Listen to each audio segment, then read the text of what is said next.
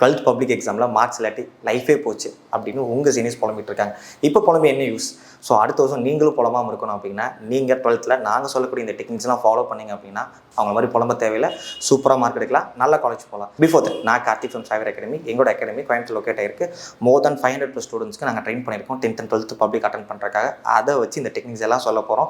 இந்த வீடியோ ஃபுல்லாக பார்த்தா உங்களுக்கு கண்டிப்பாக யூஸ்ஃபுல்லாக இருக்கும். First technique 11th physics chemistry மேக்ஸில் உங்களுக்கு எதில் லேக் ஆகுதுன்னு தெரிஞ்சிருக்கும். ஃபார் எக்ஸாம்பிள் ஃபிசிக்ஸ் எடுத்துட்டிங்கன்னா டெரிவேஷன் நல்லா படிச்சுட்டு போயிருப்பீங்க, ஆனால் எக்ஸாமுக்குள்ளே போகிறப்ப டெரிவேஷன்ஸ் மறந்துருக்கும், பாதியில் நின்று ஸ்டக் ஆகிருப்பீங்க. ஸோ அப்போ அதை ஃபஸ்ட் ஒரு நோட் எடுத்து நோட் பண்ணிக்கோங்க, நான் இதில் லேக் ஆகிறேன் அப்படின்னு. வேறு மேக்ஸ் எடுத்துட்டிங்கன்னா மேக்ஸ் சூப்பராக பார்த்துருப்பீங்க, போட்டு போயிருப்பீங்க, ஆனால் அங்கே போய் பார்க்குறப்ப பாதி ஸ்டெப் வரைக்கும் ஆன்சர் வந்திருக்கும். இல்லை இந்த சம்முக்கு இப்படி தான் போடணுமா தெரிஞ்சிருக்காது, இல்லை சம் ஸ்டார்டிங்கே பிளாங்க் ஆகிருக்கும். வேறு கெமிஸ்ட்ரி எடுத்துட்டீங்க அப்படின்னா ஈக்குவேஷன்ஸ் மறந்துருக்கும், இல்லை புக்கிங் நிறைய கேட்டிருப்பாங்க, நீங்கள் ஒழுங்காக படிச்சுட்டு போயிருப்பீங்க. ஸோ இது மாதிரி நீங்கள் எதில் லேக் ஆகிறீங்க ஒரு நோட் போட்டு எடுத்துங்க. இதான் ஃபஸ்ட் டெக்னிக். ஏன் அப்படின்னா ஃபஸ்ட்டு உங்களோட தப்புகளை நீங்கள் அண்டர்ஸ்டாண்ட் பண்ணால் தான் வர அப்கமிங் 12th எக்ஸாம்ஸில் அந்த தப்பை நம்ம ரெக்டிஃபை பண்ண முடியும். இல்லை அப்படின்னா அதனாலே உங்களுக்கு நிறைய மார்க்ஸ் போயிட்டுருக்கும். செகண்ட் டெக்னிக், ஒரு வீக்கை ப்ராப்பராக பிளான் பண்ணணும். இப்போ உங்களுக்கு physics or chemistry or maths எது வராதோ அதை 7 டேஸ்மே நீங்கள் படிக்கிற மாதிரி வைக்கணும். ஸோ எக்ஸாம்பிள் ஒரு ஈவினிங் வச்சுக்கலாம், 6 to 8:30 ரெகுலராக நீங்கள் படிக்க போகிறீங்க. இதான் உங்களுக்கு ரெகுலர் ஸ்டடி டைம்னு வச்சுக்கலாம். ஏன்னா சப்போஸ் ஸ்கூல் இருந்தால் நீங்கள் ஸ்கூலுக்கு போகிறீங்கன்னு வச்சுக்கலாம். ஸோ அப்போ 6 to 8:30 நீங்கள் என்ன பண்ணணும், 1 hour உங்களோட வீக் சப்ஜெக்ட்ஸ், அடுத்து மிச்சம் 1.5 மணி நேரம் அதர் சப்ஜெக்ட்ஸ், இந்த மாதிரி நீங்கள் படிக்கணும். ஓகே, ஸோ படித்து முடிச்சோன்னா நீங்கள் என்ன பண்ணணும், டெஸ்ட்டையும் ப்ராப்பராக ஷெடியூல் பண்ணிக்கணும். நான் சண்டே அன்னைக்கு கண்டிப்பாக டெஸ்ட் எழுத போகிறேன், சாட்டர்டே அன்னைக்கு டெஸ்ட் எழுத போகிறேன்னு அதையும் நீங்கள் என்ன பண்ணணும், அந்த பிளானில் கொண்டு வரணும். அண்ட் இதில் இன்னொரு விஷயம் இருக்குது, என்னென்னா நீங்கள் டெஸ்ட்டும் படிக்கிறது மட்டும் வைக்கக்கூடாது, you should plan revision. So நான் போன வாரம் படித்த ஃபிசிக்ஸ் ஃபஸ்ட் லெசனை நான் என்ன பண்ண போகிறேன்னா இந்த சாட்டர்டே அன்றைக்கி நான் ஃப்ரீயாக இருப்பேன், எனக்கு ஸ்கூல் இருந்திருக்காது, ஸோ அந்த ஃபுல் டே நான் இதை எடுத்துக்கிறேன். இல்லை நான் சண்டே ஃபுல் டே இருக்கும், நான் இதில் எடுத்துக்கிறேன். ஆக்சுவலி என்னென்னா உங்களுக்கு இப்போ இது ஒரு ஏப்ரல் மந்த் ரன் ஆகிட்டு இருக்குது. ஸோ இப்போ நீங்கள் உங்களுக்கு இன்னும் மே மந்த் இருக்குது.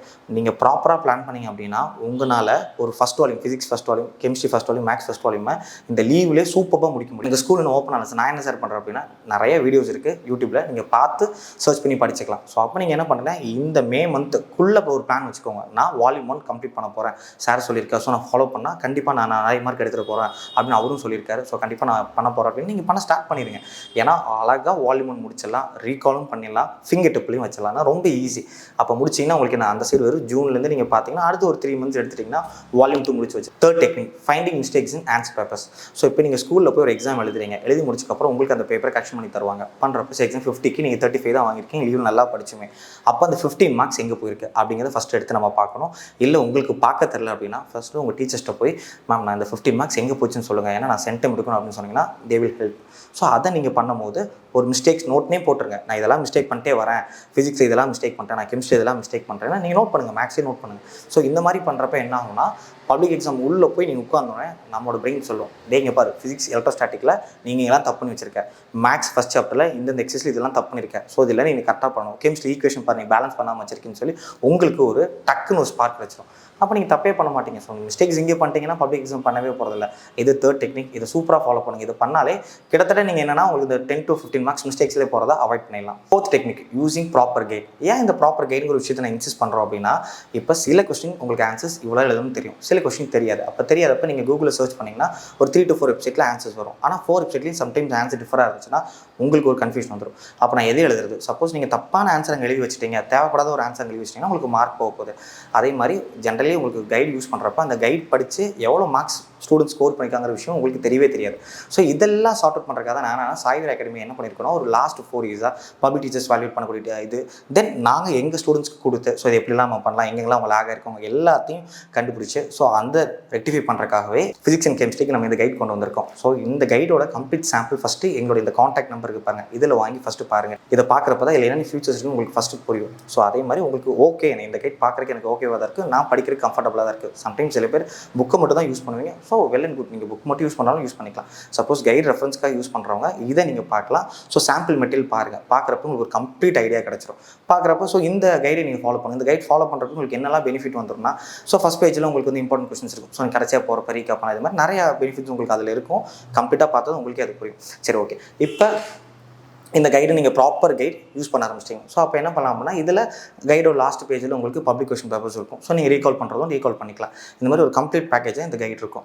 அண்ட் இதில் நாங்கள் இன்னொரு ஹெல்ப்பும் பண்ணுறோம். என்னன்னா சார் எங்களுக்கு ஆக்சுவலி ஒவ்வொரு சப்ஜெக்ட்டும் எனக்கு எப்படி படிக்கணுமே ஐடியா இல்லை, கைடு வாங்குறப்ப அந்த சப்போர்ட்டும் பண்ணுவீங்களா? எஸ், நாங்கள் பண்ணுறோம் சார். இப்போ நான் கைடும் வாங்கிடுறேன், நீங்கள் எனக்கு சப்போர்ட்டும் கொடுத்துட்றீங்க. இப்போ நீங்கள் நிறையா டெஸ்ட் எழுதி பார்க்க ஸ்டார்டிங் டெக்னிக்கில் சொல்கிறீங்க, நான் எப்படி சார் அதை பண்ணுறேன்? ஸோ உங்களுக்காக சாப்டர்ஸ் கொஷின் பேப்பர்ஸ் நாங்கள் என்னன்னா எங்களோட அகாடமியில் என்னெல்லாம் டெஸ்ட் வச்சுருப்போம் அந்த கொஷின் பேப்பர்ஸ் எல்லாம் எடுத்து என்ன பண்ணுறோம்னா ஒரு ட்ரைவ் லிங்க்கில் போட்டுருவோம். ஸோ உங்களுக்கு அந்த லிங்க்கை ஷேர் பண்ணி இந்த கைடெல்லாம் வாங்குறப்ப. ஸோ இல்லை சார் எனக்கு நீங்கள் ஃபஸ்ட்டு என்னை பற்றி அண்டர்ஸ்டாண்ட் பண்ணிக்கோங்க சார், நான் வந்து எப்படி படிக்கிறேன் என்ன பண்ணுறேன் எனக்கே தெரியல, ஸோ என்ன நீங்கள் அண்டர்ஸ்டாண்ட் பண்ணணும். ஸோ அப்படின்னா உங்களுக்கு நாங்கள் கூகுள் ஃபார்ம் அனுப்பிச்சு ஸோ நீங்கள் எப்படி இருக்கீங்கன்னு தெரிஞ்சு உங்களுக்கு ஏற்ற மாதிரி இப்போ எக்ஸாம் 60 தான் எடுத்துகிட்டு இருக்கீங்க நீங்கள் அப்படின்னா உங்களுக்கு 80 எடுக்கிறதுக்கான பிளான் சொல்லிடுவோம். அந்த 1 இயர் பிளான் கம்ப்ளீட்டாக ஒவ்வொரு லெசன் என்ன படிக்கணும் எப்படி படிக்கணும் எல்லாம் சொல்லிடுவோம்.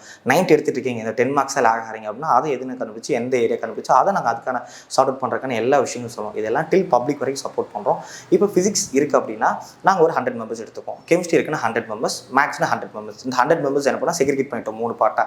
உங்களுக்கு ஃபஸ்ட்டு 60 எடுக்கிறவங்க அண்ட் 75 எடுத்துகிட்டு இருக்கவங்க 90 இருக்கிறவங்க 3 பார்ட்டாக பிரித்து இந்த 100ல் 30 மெம்பர்ஸ் அண்ட் லாஸ்ட் இதில் வந்து பார்த்தீங்கன்னா ஒரு 40 மெம்பர்ஸ் நம்ம பிளான் பண்ணுவோம். ஸோ அதுக்கு மேலே நாங்கள் எடுக்க மாட்டோம். நீங்கள் கைடு வாங்குறதா வாங்கிக்கலாம். எங்கள் கையில் படித்து எவ்வளோ மார்க்ஸ் எடுக்கிறாங்க நம்ம ஒவ்வொரு இயரும் நம்ம போடுறோம். ஸோ அதோட வீடியோ லிங்க்கும் நம்ம இந்த வீடியோ கீழே ஆட் பண்ணியிருக்கோம், பாருங்கள். 5th technique, have a break. என்ன சார் ஹேவ் அ பிரேக்குங்கிறீங்க? எஸ். ஸோ ஆக்சுவலி நமக்கு பிரேக்குங்கிறது ரொம்ப ரொம்ப ரொம்ப இம்பார்ட்டன்ட். சில ஸ்டூடெண்ட்ஸ் இருப்பீங்க ராப்பகலாக படிப்பீங்க வித்தவுட் எனி பிரேக். அப்படி பண்ணிங்கன்னா ஸ்டார்டிங் 3 to 5 months உங்கள் பிரெயின் சூப்பராக இருக்கும். அண்ட் நான் பர்சனலாக பார்த்த ஒரு ஸ்டூடெண்ட் சொல்கிறேன். ஸோ எங்கிட்ட படித்த ஸ்டூடெண்ட் இந்த மாதிரினா ராப்பகலை விடாமல் ஒரு வெறி கொண்டு படித்தாங்க. அவங்களுக்கு வந்து பிஜி டெக், ஸோ எங்கள் கோயம்புத்தூரோட டாப் ஃபஸ்ட்டு காலேஜ் அது. ஸோ அதில் நம்ம போகணுக்காக விடாமல் படித்தாங்க.